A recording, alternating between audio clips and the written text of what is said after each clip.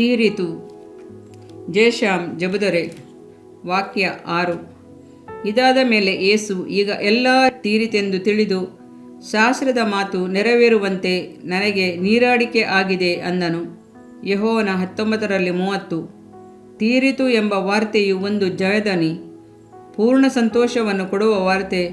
ಒಬ್ಬ ವ್ಯಾಧಿಗ್ರಸ್ತನ ಜೀವಕ್ಕಾಗಿ ದೊಡ್ಡದಾದ ಶಸ್ತ್ರಚಿಕಿತ್ಸೆಯನ್ನು ಮಾಡಿ ಮುಗಿಸಿ ರೋಗಿಯ ಜೀವವನ್ನು ಕಾಪಾಡಿದಾಗ ವೈದ್ಯನ ಮುಖದಲ್ಲಿ ತೀರಿತು ಎಂಬ ಒಂದು ಸಮಾಧಾನ ಉಂಟಾಗುವುದಲ್ಲವೇ?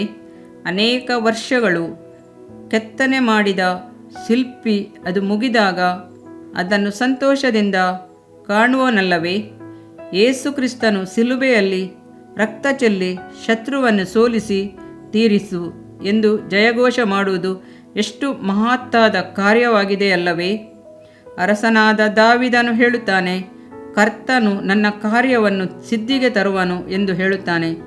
ಆದರೆ ತೀರಿತು ಎಂಬ ವಾರ್ತೆಯಲ್ಲಿ ಎಷ್ಟು ಆಳವಾದ ಸತ್ಯವು ಅಡಗಿದೆ. ಈ 6ನೆಯ ವಾಕ್ಯವನ್ನು ನಿಧಾನಿಸಿ ನೋಡಿರಿ. ಇದು ತನ್ನನ್ನು ಕುರಿತ ವಾಕ್ಯವಲ್ಲ, ತನ್ನ ಕಾರ್ಯಗಳನ್ನು ಕುರಿತ ಮಾತಾಗಿದೆ. 5ನೇ ವಾಕ್ಯವು ತನ್ನನ್ನು ಕುರಿತಾಗಿದ್ದು, ಆದರೆ ವಾಕ್ಯದಲ್ಲಿ ಎಲ್ಲವನ್ನು ನೆರವೇರಿಸಿ ಮುಗಿಸಿದೆನು ಎಂಬ ಸಂತೃಪ್ತಿ. ದೇವರ ಮಕ್ಕಳ ಜೀವಿತ ಈ ಪ್ರಪಂಚದಲ್ಲಿ ಮುಗಿದು ಹೋಗುವುದಿಲ್ಲ. ಭೂಮಿಯಲ್ಲಿ ದೇವರು ನಮ್ಮ ಮೇಲಿಟ್ಟಿದ್ದ ಉದ್ದೇಶ ನೆರವೇರಿಸಿ ಮುಗಿಸುತ್ತೇವೆ. ಓಟವನ್ನು ಜಯದಿಂದ ಓಡಿ ಮುಗಿಸುತ್ತೇವೆ. ಕರ್ತನಿಗಾಗಿ ಮಾಡಬೇಕಾದದನ್ನೆಲ್ಲ ಒಂದೇ ಉಸಿರಿನಲ್ಲಿ ಮಾಡಿ ಮುಗಿಸುತ್ತೇವೆ. ಆದರೆ ನಮಗೆ ಅಂತ್ಯವಿಲ್ಲ. ಕರ್ತನು ನಮಗೆ ನಿತ್ಯ ಜೀವವನ್ನು ಕೊಟ್ಟಿದ್ದಾನಲ್ಲವೇ? ಯೇಸು ತೀರಿತು ಎಂಬುದರ ಅರ್ಥ ಸಮುದ್ರದಂತೆ ಅಗಾಧವಾದದ್ದು. ಆದರೆ 4 ಕಾರ್ಯಗಳನ್ನು ಕ್ರಿಸ್ತನು ಮುಗಿಸಿದ್ದನ್ನು ಈ ಅಧ್ಯಾಯದಲ್ಲಿ ನಾವು ಧ್ಯಾನಿಸೋಣ. 1. ಶಿಲುಬೆಯ ಶ್ರಮೆಯನ್ನು ಕುರಿತ ಪ್ರವಾದನೆ ನೆರವೇರಿಸಿ ಮುಗಿಯಿತು. 2. ಆತನ ಶರೀರ ಶ್ರಮೆ ಮುಗಿಯಿತು. 3. ಯಜ್ಞಾರ್ಪಣೆ ಮುಗಿಯಿತು. 4. ಸೈತಾನನ ಬಲದ ಮೇಲೆ ಜಯಗಳಿಸಿ ಮುಗಿಯಿತು. 1. ಶಿಲುಬೆಯ ಶ್ರಮೆಯನ್ನು ಕುರಿತ ಪ್ರವಾದನೆಗಳನ್ನೆಲ್ಲ ತೀರಿತು. ಧರ್ಮಶಾಸ್ತ್ರದ ವಾಕ್ಯಗಳನ್ನು ಪ್ರವಾದನೆಗಳನ್ನು ನೆರವೇರಿಸುವುದರಲ್ಲಿ ಆತನು ತೀವ್ರವಾಗಿದ್ದನು. 5ನೇ ವಾಕ್ಯವನ್ನು ಹೇಳುವಾಗಲೂ ವೇದವಾಕ್ಯಗಳನ್ನು ನೆರವೇರಿಸಲು ದಹವಾಗಿದ್ದೇನೆ ಎಂದು ಹೇಳಿದನು. ಅದರ ನಂತರವೂ ಸಹ ಉಳಿದಿರುವ ಪ್ರವಾದನೆಯನ್ನು ನೆರವೇರಿಸುವ ಆಕಾಂಕ್ಷೆ ಉಳ್ಳವನಾಗಿದ್ದರಿಂದಲೇ ಶ್ರಮೆ ಅನುಭವಿಸಬೇಕೆಂಬ ನಿರ್ಧಾರದೊಂದಿಗೆ ಆತನು ರಕ್ತಬೋಳ ಬೆರೆಸಿದ ದ್ರಾಕ್ಷಾರಸವನ್ನು ಕುಡಿಯಲೊಲ್ಲದೆ ಹೋದನು. ಮಾರ್ಕ 15:23. ಆತನು ಜನಿಸಿದನಿಂದ ಈ ಎಲ್ಲ ಪ್ರವಾದನೆಗಳನ್ನು ನೆರವೇರಿಸಿದನು. ಆತನು ಸ್ತ್ರೀಯರಲ್ಲಿ ಹುಟ್ಟಿದವನಾಗಿಯೂ ಬಂದನು ಎಂಬ ಪ್ರವಾದನೆ ನೆರವೇರಿತು. ಆದಿಕಾಂಡ 3:15. ಗಲಾತ್ಯ 4:4. ತರುಣಿಯು ಗರ್ಭಿಣಿಯಾಗಿ ಮಗನನ್ನು ಹೆರುವಳು. ಯೆಶಾಯ 7:14. ಮತ್ತಾಯ 1:23. ಬೆತ್ಲೆಹೇಮಿನಲ್ಲಿಯೇ ಅಧಿಪತಿ ಹೊರಡುವನು ಎಂಬ ವೇದವಾಕ್ಯ ನೆರವೇರಿತು. ಮೀಕ 5:2. ಮತ್ತಾಯ 2:6. ದಾವೀದನ ಸಂತಾನ ಯೆಹೋವನ 7:42. ರೋಮ 1:3. ಮೃಗೇಂದ್ರನಿಗೆ ಸಮಾನ. ಆದಿಕಾಂಡ 49:10. ಯೂದ ಕುಲದ ಸಿಂಹ. ಪ್ರಕಟಣೆ 5:5. ಈ ಎಲ್ಲ ಪ್ರವಾದನೆಗಳು ನೆರವೇರಿತು. ಆದ್ದರಿಂದಲೇ ಆತನು ತಂದೆಯ ಬಳಿ ಪ್ರಾರ್ಥಿಸುವಾಗ ಮಾಡಬೇಕೆಂಬುದು, ನೀನು ನನಗೆ ಕೊಟ್ಟ ಕೆಲಸವನ್ನು ನಾನು ನೆರವೇರಿಸಿ ನಿನ್ನನ್ನು ಭೂಲೋಕದಲ್ಲಿ ಮಹಿಮೆಪಡಿಸಿದೆನು. ಯೆಹೋವನ 17:4 ಎಂದು ಪ್ರಾರ್ಥಿಸಿದನು. ನೆರವೇರಿಸಿದ್ದೇನೆ ಎಂಬುದೇ ಆತನ ಜಯಧ್ವನಿ. ಹೌದು, ಆತನು ಮೋಶೆಯಂತೆ ಪ್ರವಾದಿಯಾಗಿದ್ದನು. ಆತನು ಕೊಯ್ಯಲ್ಪಟ್ಟ ಕುರಿಯಾಗಿದ್ದನು. ಪಾಪಗಳನ್ನು ತನ್ನ ಮೇಲೆ ಹೊತ್ತುಕೊಂಡು ಹೋಗುವ ರಕ್ತದಲ್ಲಿ ತೋಯಿಸಲ್ಪಟ್ಟ ಬೆಳವಕ್ಕಿಯಾಗಿದ್ದನು. ಅದನ್ನು ಹೋಮ ಮಾಡುವ ಯಾಜಕನಾಗಿಯೂ ಇದ್ದನು. ಆತನೇ ಯಜ್ಞಾರ್ಪಿತನಾಗಿದ್ದನು. ಆತನೇ ದೇವದರ್ಶನ ಗುಡಾರವಾಗಿದ್ದನು. ಆತನೇ ಕೃಪಾಸನವಾಗಿದ್ದನು. ಸಮರ್ಪಿತವಾದ ರೊಟ್ಟಿಯಾಗಿದ್ದನು. ಹಳೆಯ ಒಡಂಬಡಿಕೆಯಲ್ಲಿರುವ ಎಲ್ಲ ಕಾರ್ಯಗಳಿಗೂ ಅದರ ಛಾಯೆಗಳಿಗೂ ಶಿಲುಬೆಯೇ ನಿಜ ಸ್ವರೂಪವಾಗಿದ್ದಿತು. ಹಳೆಯ ಒಡಂಬಡಿಕೆಯ ಪೂರ್ಣವಾಗಲಿಲ್ಲ. ಅದು ಬರಲಿರುವ ಮೆಸ್ಸಿಯನನ್ನು ಕುರಿತ ಒಂದು ಪ್ರಶ್ನಾರ್ಥಕವಾಗಿದ್ದಿತು. ಕರ್ತನು ಅದನ್ನು ನೆರವೇರಿಸಿ ಮುಗಿಸಿ ತೀರಿಸಿದನು. 2. ಆತನ ಶರೀರ ಶ್ರಮೆ ಮುಗಿಯಿತು. ಆತನು ನರನಾಗಿದ್ದಂಥ ದಿನಗಳಲ್ಲಿ ತನ್ನ ಜನರ ವಿಮೋಚನೆಗಾಗಿ ಆತನು ಅನುಭವಿಸಿ ತೀರಿಸಬೇಕಿದ್ದಂಥ ಎಲ್ಲ ಶರೀರದ ಶ್ರಮೆಗಳು ತೀರಿದವು. ಆತನು ದೈಹಿಕವಾಗಿ ಮಾತ್ರವಲ್ಲೇ ಶ್ರಮೆಪಟ್ಟನೆಂದು ತಿಳಿದುಕೊಳ್ಳಬಾರದು. ಆತನು ಆತ್ಮದಲ್ಲಿ ತತ್ತರಿಸಿದನು. ಗೆತ್ಸೆಮನೆಯಲ್ಲಿ ನನ್ನ ಪ್ರಾಣವು ಸಾಯುವಷ್ಟು ದುಃಖಕ್ಕೆ ಒಳಗಾಗಿದೆ. ಮತ್ತಾಯ 26:38 ಅಂದನು. ಆತನ ಆತ್ಮ ವ್ಯಾಕುಲಪಟ್ಟಿತು. ಶಿಲುಬೆಯ ಶ್ರಮವು ಎಷ್ಟು ಅಘೋರವಾದದೆಂದು ನಾವು ಅನೇಕ ವೇಳೆಗಳಲ್ಲಿ ಚಿಂತಿಸುವುದಿಲ್ಲ. ಆತನು ನುಡಿದ 7 ವಾರ್ತೆಗಳನ್ನು ಪ್ರಸಂಗಿಸಿ ವ್ಯಾಖ್ಯಾನ ಮಾಡುತ್ತೇವೆ. ಆತನ ಶರೀರವು ಛಿದ್ರವಾಯಿತು. ಕೊರಡೆಯಿಂದ ಒಡೆಯಲ್ಪಟ್ಟ ಆತನ ದೇಹದ ಚರ್ಮ ಕಿತ್ತು ಬಂದಿತ್ತು. ಆತನ ರೂಪ ವಿಕಾರವಾಗಿದ್ದಿತ್ತು. ಸತ್ಯವೇದವು ಅದನ್ನು ಕುರಿತು ಬಹಳ ಗೂಳಿಗಳು ನನ್ನನ್ನು ಸುತ್ತಿಕೊಂಡವೆ. ಬಾಷಾನಿನ ಬಲವುಳ್ಳ ಹೋರಿಗಳು ನನ್ನನ್ನು ಮುತ್ತಿಕೊಂಡಿವೆ. ಅವರು ಗರ್ಜಿಸುವ ಸಿಂಹಗಳಂತೆ ನನ್ನನ್ನು ನುಂಗುವುದಕ್ಕೆ ಬಾಯಿ ತೆರೆದಿದ್ದಾರೆ. ನಾನು ಒಯ್ಯಲ್ಪಟ್ಟ ನೀರಿನಂತಿದ್ದೇನೆ. ನನ್ನ ಎಲುಬುಗಳೆಲ್ಲ ಸಡಲಿ ಹೋಗಿವೆ. ನನ್ನ ಗುಂಡಿಗೆ ಮೇಣದಂತೆ ಕರಗಿ ಹೋಗಿದೆ. ನನ್ನ ಶಕ್ತಿಯು ಬೋಕಿಯಂತೆ ಒಣಗಿ ಹೋಗಿದೆ. ನನ್ನ ನಾಲಿಗೆಯು ಅಂಗಳಕ್ಕೆ ಹತ್ತಿ ಹೋಗಿದೆ. ನೀನು ನನ್ನನ್ನು ಮಣ್ಣಿಗೆ ಸೇರಿಸುತ್ತಿ. ನಾಯಿಗಳು ನನ್ನನ್ನು ಸುತ್ತಿಕೊಂಡಿವೆ. ದುಷ್ಟರ ಗುಂಪು ನನ್ನನ್ನು ಆವರಿಸಿಕೊಂಡಿದೆ. ನನ್ನ ಕೈಕಾಲುಗಳನ್ನು ತಿವಿದಿದ್ದಾರೆ. ಕೀರ್ತನೆ 22:12-61. ಹೌದು, ತಂದೆಯ ಕೈಗಳಲ್ಲಿ ತನ್ನ ಆತ್ಮವನ್ನು ಒಪ್ಪಿಸಿಕೊಡುವಾಗ ಕ್ರಿಸ್ತನ ಶರೀರದ ಶ್ರಮೆಗಳೆಲ್ಲವೂ ಮುಗಿಯಿತು. ಈ ಲೋಕದಲ್ಲಿ ಅವತರಿಸಿದ ಕ್ರಿಸ್ತನು ಶ್ರಮೆ, ನಿಂದೆ, ತಿರಸ್ಕಾರ ಎಲ್ಲವನ್ನು ಅನುಭವಿಸಿ ತೀರಿತು. 3. ಯಜ್ಞಾರ್ಪಣೆ ಮುಗಿಯಿತು. ಯೇಸು ಕ್ರಿಸ್ತನು ಈ ಭೂಮಿಗೆ ಬಂದದರ ಮುಖ್ಯ ಉದ್ದೇಶ ತನ್ನನ್ನೇ ಯಜ್ಞ ಮಾಡುವುದಕ್ಕಾಗಿಯೇ. ಸತ್ಯವೇದವು ಹೇಳುತ್ತದೆ, ರಕ್ತಧಾರೆಯಿಲ್ಲದೆ ಪಾಪ ಪರಿಹಾರವಿಲ್ಲ. ಇಬ್ರಿಯ 9:22.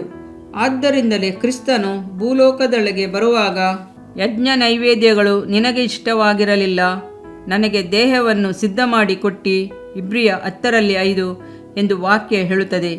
ಹಳೆಯ ಒಡಂಬಡಿಕೆಯಲ್ಲಿ ಲೆಕ್ಕವಿಲ್ಲದಷ್ಟು ಆಡುಕುರಿಗಳು, ಹೋರಿಗಳು, ಪಾರಿವಾಳಗಳು ಪಾಪಕ್ಷಮೆಗಾಗಿ ಹೋಮ ಮಾಡಲ್ಪಟ್ಟವು.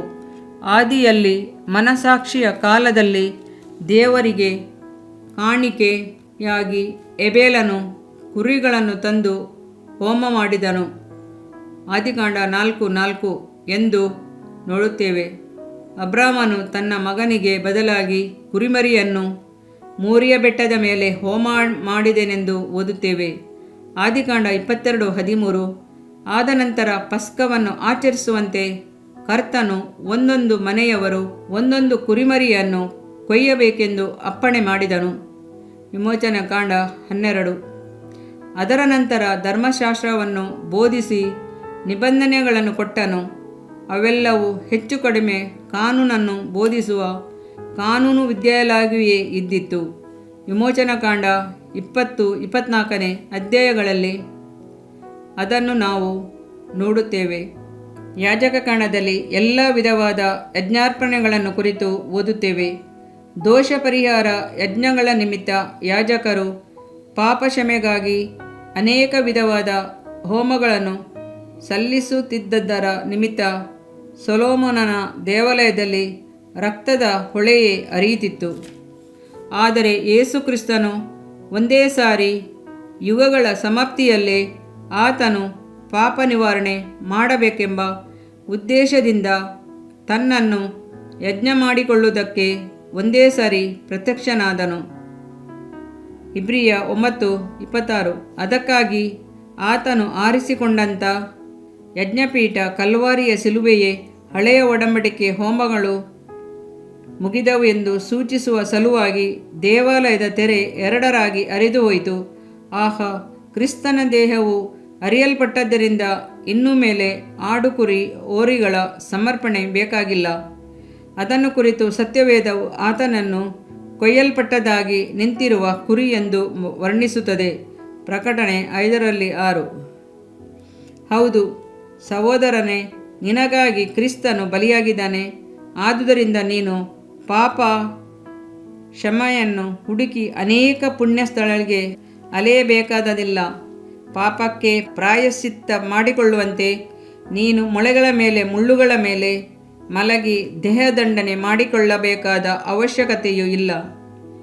ನಿನಗಾಗಿ ಬಲಿಯಾದ ಯೇಸುಕ್ರಿಸ್ತನನ್ನು ನೋಡು. ಆತನ ಗಾಯಗಳಿಂದ ಇನ್ನೂ ರಕ್ತ ಹರಿದು ಬರುತ್ತಲೇ ಇದೆ. ನಿನಗಾಗಿ ಆತನು ವಿಮೋಚನಾ ಕಾರ್ಯವನ್ನು ಮಾಡಿ ಮುಗಿಸಿದ್ದಾನೆ. ಆದ್ದರಿಂದ ಎಲ್ಲವೂ ತೀರಿತು. ನೀನು ನಂಬಿಕೆಯಿಂದ ಆತನ ಬಳಿಗೆ ಬಾ. 4. ಸೈತಾನನ ಮೇಲೆ ಜಯಗಳಿಸಿ ಮುಗಿಯಿತು. ಕ್ರಿಸ್ತನು ತನ್ನ ಮರಣದಿಂದ ಮರಣಕ್ಕೆ ಅಧಿಪತಿಯಾದ ಸೈತಾನನನ್ನು ಜಯಿಸಿದನು. ಮರಣವು ನುಂಗಿಹೋಯಿತು. ಆದಿ ತಂದೆ ತಾಯಿಗಳ ಅವಿಧೇಯತೆಯ ದೆಸೆಯಿಂದ ಬೇಡವೆಂದು ಹೇಳಿದ ಹಣ್ಣನ್ನು ತಿಂದದರಿಂದ ಸೈತಾನನು ಅವರನ್ನು ಜಯಿಸಿದನು. ಪಾಪವು, ಶಾಪವು, ಮರಣವು ಪ್ರಪಂಚವನ್ನು ಪ್ರವೇಶಿಸಿತು. ಪಾಪದ ಸಂಬಳ ಮರಣವೆಂಬ ಆಜ್ಞೆಯೇ ಉಂಟಾಯಿತು. ರೋಮಾಪುರ 6:33. ಆದರೆ ಸೈತಾನನ ಬಲವನ್ನು ಮುರಿಯಲು ದೇವರ ಮಕ್ಕಳಿಗೆ ಮರಣದ ಮೇಲೆ ಜಯ ಕೊಡಲು ನಮ್ಮ ಪ್ರಿಯ ಕರ್ತನು ಈ ಭೂಮಿಗೆ ಬಂದನು. ಸತ್ಯವೇದವು ಹೇಳುತ್ತದೆ, ಮಕ್ಕಳು ರಕ್ತ ಮಾಂಸಧಾರಿಗಳಾಗಿರುವುದರಿಂದ ಆತನು ಅವರಂತೆಯೇ ಆದನು. ತನ್ನ ಮರಣದಿಂದ ಮರಣಾಧಿಕಾರಿಯನ್ನು ಅಂದರೆ ಸೈತಾನನನ್ನು ಅಡಗಿಸಿ ಬಿಡುವುದಕ್ಕೂ ಮರಣಭಯದ ದೆಸೆಯಿಂದ ತಮ್ಮ ಜೀವಮಾನವೆಲ್ಲ ದಾಸತ್ವದೊಳಗಿದ್ದವರನ್ನು ಬಿಡಿಸುವುದಕ್ಕೂ ಅವರಂತೆ ಆದನು. ಇಬ್ರಿಯ 2:14-15. ಆದುದರಿಂದ ತೀರಿತು ಎಂಬ ಜಯಧ್ವನಿಯನ್ನೆತ್ತಿದನು. ಸೈತಾನನ ಕ್ರಿಯೆಗಳನ್ನು ಲಯಪಡಿಸುಗೋಸ್ಕರವೇ ದೇವಕುಮಾರನು ಪ್ರತ್ಯಕ್ಷನಾದನು. 1 ಯೋಹಾನ 3:8. ನಮ್ಮ ಮೇಲೆ ದೋಷಾರೋಪಣೆ ಮಾಡಿದಂಥ ಆಜ್ಞಾರೂಪವಾಗಿದ್ದಂಥ ಪತ್ರವನ್ನು ಕೆಡಿಸಿ ಅದನ್ನು ಸಿಲುಬೆಗೆ ಜಡಿದು ಇಲ್ಲದಂತಾಗ ಮಾಡಿದನು. ಆತನ ದೊರೆತನಗಳನ್ನು ಅಧಿಕಾರಗಳನ್ನು ನೀರಾಯುಧರನ್ನಾಗಿ ಮಾಡಿ ಜಯೋತ್ಸವ ಮಾಡುತ್ತಾನೆ ಎಂಬಂತೆ ಸಿಲುಬೆಯ ಮೇಲೆ ಅವುಗಳನ್ನು ಮೆರೆಸುತ್ತಾ ತೋರಿಸಿದನು. ಕೊಲೋಸ 2:14-15. ಆದ್ದರಿಂದ ಎಲ್ಲ ತೀರಿತು. ಹಳೆಯ ಒಡಂಬಡಿಕೆಯಲ್ಲಿ ದಾವೀದನು ಕರ್ತನು ತನ್ನ ಕಾರ್ಯವನ್ನು ಸಿದ್ಧಿಗೆ ತರುವನು ಎಂದು ಹೇಳಿದನು. ಕೀರ್ತನೆ 138:8. ಆದರೆ ಹೊಸ ಒಡಂಬಡಿಕೆಯವರಾದ ನಾವಾದರೂ ಸ್ತುತಿಸ್ತೋತ್ರದೊಂದಿಗೆ ಕರ್ತನು ನನಗಾಗಿ ಎಲ್ಲವನ್ನು ಮಾಡಿ ಮುಗಿಸಿದನು, ತೀರಿಸಿದನು ಎಂದು ಮೊಳಗುತ್ತೇವೆ. ತೀರಿತು. ಇದರಿಂದ ನಿನ್ನ ದೇಹಕ್ಕೆ ಆರೋಗ್ಯವು, ಎಲುಬುಗಳಿಗೆ ಸಾರವು ಉಂಟಾಗುವವು. ಜ್ಞಾನೋಕ್ತಿಗಳು 3ನೇ ಅಧ್ಯಾಯ 8ನೇ ವಾಕ್ಯ. ಪ್ರಿಯ ವೀಕ್ಷಕರೇ ಮತ್ತು ಕರ್ತನಲ್ಲಿ ಸಹೋದರ ಸಹೋದರಿಯರೇ, ನೀವು ನಮ್ಮ ಈ ಕಾರ್ಯಕ್ರಮವನ್ನ ವೀಕ್ಷಿಸಿದ್ದಕ್ಕಾಗಿ ದೇವರ ನಾಮದಲ್ಲಿ ನಿಮಗೆ ವಂದನೆಗಳು. ದೇವರ ವಾಕ್ಯವು ನಮ್ಮ ಎಲುಬಿಗೆ ಬಲವು, ಸಾರವೂ ಆಗಿದೆ ಎಂದು ಸತ್ಯವೇದವು ಹೇಳುವಂತೆ ಈ ಕಾರ್ಯಕ್ರಮವು ನಿಮಗೆ ಆಶೀರ್ವಾದಕರವಾಗಿದೆ ಎಂದು ನಂಬುತ್ತೇವೆ. ಪ್ರಿಯ ವೀಕ್ಷಕರೇ, ನಮ್ಮ ಈ ಸೇವೆಗಾಗಿ ಪ್ರಾರ್ಥಿಸಿರಿ ಮತ್ತು ಎಲ್ಲಾ ಕಾರ್ಯಕ್ರಮಗಳನ್ನ ಇತರರೊಂದಿಗೆ ಶೇರ್ ಮಾಡಿರಿ. ಅದೇ ರೀತಿಯಾಗಿ ನಮ್ಮ ಈ ಯೂಟ್ಯೂಬ್ ಚಾನೆಲ್ ಅನ್ನು ಸಬ್ಸ್ಕ್ರೈಬ್ ಮಾಡಿರಿ ಹಾಗೂ ಲೈಕ್ ಮಾಡಿ. ನಿಮ್ಮ ಅನಿಸಿಕೆಗಳನ್ನು ಕಮೆಂಟ್ ಬಾಕ್ಸ್ನಲ್ಲಿ ನಮಗೆ ತಿಳಿಯಪಡಿಸಿ. ನಮ್ಮ ಸಂಖ್ಯೆ 7022104605. ಈ ಸಂಖ್ಯೆಗೆ ಕರೆ ಮಾಡಿರಿ. ಒಬ್ಬ ಪಾಪಿಯ ಪ್ರಾರ್ಥನೆ. ಯೇಸುವನ್ನು ರಕ್ಷಕನಾಗಿ ಅಂಗೀಕರಿಸಲು ಮಾಡಬೇಕಾದ ಪ್ರಾರ್ಥನೆ. ಪ್ರಿಯ ಪರಲೋಕದ ತಂದೆಯೇ, ಯೇಸುವಿನ ಹೆಸರಿನಲ್ಲಿ ನಾನು ನಿನ್ನ ಬಳಿಗೆ ಬಂದಿದ್ದೇನೆ. ನನ್ನ ಬಳಿಗೆ ಬರುವವರನ್ನು ನಾನು ತಳ್ಳಿಬಿಡುವುದೇ ಇಲ್ಲ. ಯೋಹಾನ 6:37 ಎಂದು ನಿನ್ನ ವಾಕ್ಯ ಹೇಳುತ್ತದಲ್ಲ. ಆದ್ದರಿಂದ ನೀನು ನನ್ನನ್ನು ತಳ್ಳಿಬಿಡದೆ ನನ್ನನ್ನು ಸೇರಿಸಿಕೊಳ್ಳುವಿ ಎಂದು ನನಗೆ ಗೊತ್ತಿದೆ. ಆದ್ದರಿಂದ ನಾನು ನಿನಗೆ ಸ್ತೋತ್ರ ಮಾಡುತ್ತೇನೆ.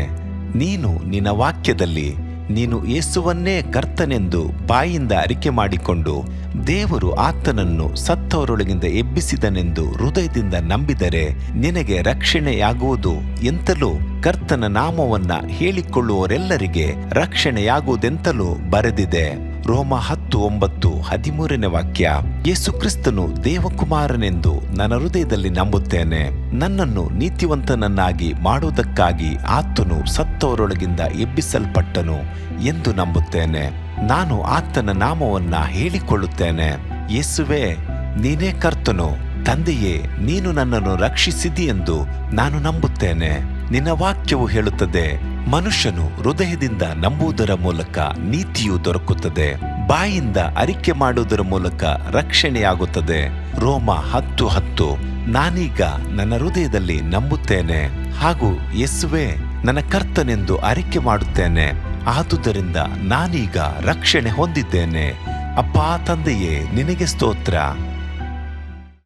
ಲೂಕನು ಬರೆದ ಸುವಾರ್ತೆ 11ನೇ ಅಧ್ಯಾಯದಲ್ಲಿ ಬರೆದಿರುವಂತೆ, ನಿಮ್ಮಲ್ಲಿ ತಂದೆಯಾದವನು ಮೀನನ್ನು ಕೇಳುವ ಮಗನಿಗೆ ಮೀನು ಕೊಡದೆ ಹಾವನ್ನು ಕೊಡುವನೆ? ಅಥವಾ ತತ್ತಿಯನ್ನು ಕೇಳಿದರೆ ಚೇಳನ್ನು ಕೊಡುವನೆ? ಹಾಗಾದರೆ ಕೆಟ್ಟವರಾದ ನೀವು ನಿಮ್ಮ ಮಕ್ಕಳಿಗೆ ಒಳ್ಳೆ ಪದಾರ್ಥಗಳನ್ನ ಕೊಡಬಲ್ಲವರಾದರೆ ಪರಲೋಕದಲ್ಲಿರುವ ನಿಮ್ಮ ತಂದೆಯು ತನ್ನನ್ನು ಬೇಡಿಕೊಳ್ಳುವವರಿಗೆ ಎಷ್ಟೋ ಹೆಚ್ಚಾಗಿ ಪವಿತ್ರಾತ್ಮ ವರವನ್ನ ಕೊಡುವವನಲ್ಲವೇ ಅಂದನು. ತಂದೆಯೇ, ನೀನು ಕೇಳಿಕೊಳ್ಳುವವರಿಗೆ ಪವಿತ್ರಾತ್ಮನ ವರವನ್ನು ಹೇರಳವಾಗಿ ಕೊಡುವಾತನಾಗಿದ್ದಿ. ಆದ್ದರಿಂದ ನನ್ನ ಮೇಲೆಯೂ ನಿನ್ನ ಆತ್ಮನನ್ನು ಸುರಿಸಬೇಕಾಗಿ ಬೇಡಿಕೊಳ್ಳುತ್ತೇನೆ. ಕೀರ್ತನೆ 81:10 ಬರೆದಿದೆ, ಅಗಲವಾಗಿ ಬಾಯಿದೆರೆಯಿರಿ, ಅದನ್ನು ತುಂಬಿಸುವೆನು. ಕರ್ತನೇ, ನನ್ನನ್ನು ಪವಿತ್ರಾತ್ಮನಿಂದ ತುಂಬಿದಂತ ನೀನು ನನ್ನನ್ನು ಅನ್ಯ ಭಾಷೆಯ ವರದಿಂದಲೂ ತುಂಬುವವನಾಗಿದ್ದಿ ಎಂದು ನಂಬುತ್ತೇನೆ. ಅದರಂತೆ ನಾನು ನನ್ನ ಬಾಯಿಯನ್ನು ತೆರೆದು ನಿನ್ನ ಸ್ತೋತ್ರ ಮಾಡುವಾಗ ಅನ್ಯ ಭಾಷೆಯ ಅಭಿಷೇಕದಿಂದ ನನ್ನನ್ನು ತುಂಬುವವನಾಗಿದ್ದಿ ಎಂದು ನಂಬುತ್ತೇನೆ. ಈಗ ನೀವು ನಿಮ್ಮ ಬಾಯಿಯನ್ನು ತೆರೆದು ಮಾತನಾಡುವಾಗ ಪವಿತ್ರಾತ್ಮನು ನಿಮ್ಮ ಬಾಯಿಯನ್ನು ತನ್ನ ಭಾಷೆಯಿಂದ ತುಂಬುವವನಾಗಿದ್ದಾನೆ. ಇದು ದೇವರ ಭಾಷೆಯಾಗಿದೆ. ಈ ಅಭಿಷೇಕವನ್ನ ಹೊಂದಿಕೊಳ್ಳಲು ನೀವು ನಿಮ್ಮ ಸ್ವರವನ್ನ ಉಪಯೋಗಿಸಬೇಕು. ಅದರಿಂದ ನೀವು ನಿಮ್ಮ ಬಾಯಿಯನ್ನು ತೆರೆದು ದೇವರಿಗೆ ಸ್ತೋತ್ರ ಮಾಡುವಾಗ ದೇವರು ನಿಮ್ಮನ್ನು ಅನ್ಯ ಭಾಷೆಯ ವರದಿಂದ ತುಂಬುವವನಾಗಿದ್ದಾನೆ. ಪ್ರಿಯರೇ, ಈಗ ನೀವು ಪವಿತ್ರಾತ್ಮನಿಂದ ತುಂಬಲ್ಪಟ್ಟ ಆತನ ಪ್ರಿಯ ಮಕ್ಕಳಾಗಿದ್ದೀರಿ. ದೇವರ ನಾಮಕ್ಕೆ ಸ್ತೋತ್ರವಾಗಲಿ.